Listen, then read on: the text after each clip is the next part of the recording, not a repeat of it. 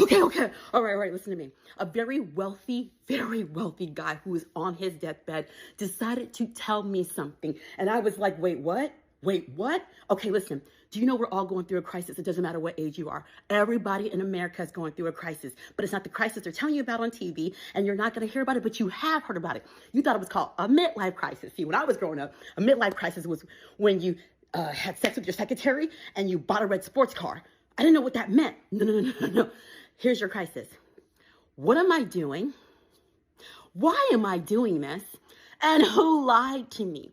Okay, we're all told, at least us, we're told, go to school, get good grades, get better grades when you go to college, got to get in good college, and then you go get a really good job, entry-level job, then you work up to manager, then you work up to supervisor, and then you work at your job for 30 years because you're so grateful for that, and then you get your pen or your watch, then you retire, and thank God you have some money to retire on.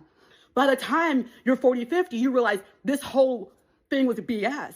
And then you're going through a crisis. No. Here's the thing. You can go through this crisis at 16, 28, 30, 40. It doesn't matter. When you see it, you can. Do you know why there is a crisis? It's because the 99% were given a completely different script than the 1%. They don't tell their kids this. All the stuff we've been told, generation on what to do in this life. And even though we saw better, progress, we thought it was working. The 1% are never told to do any of these things. They don't tell their kids to get into a really good school and get good grades. That's just guaranteed. They don't even tell their kids to follow the law. They tell their kids to know the law. They don't have to follow it. They tell their kids, if you get in trouble, call me first. Let me know. That's their indoctrination to the law.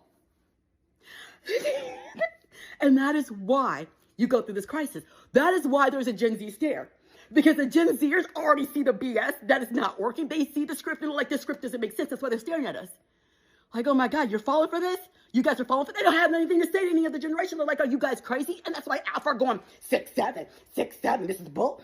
Even the kids see this bull mess because the script doesn't work. The 99% script, it's fizzling out and we're seeing the BS for what it is. We have to change our script and start adopting the 1%. Now, I know we don't have their economic means to do so, but we can do things and change our script. I'm changing mine in my house. I am changing the script on our descendants. Read between the lines, connect the dots, get there faster. You are loved. You are blessed, and you are never alone. God bless you, humans.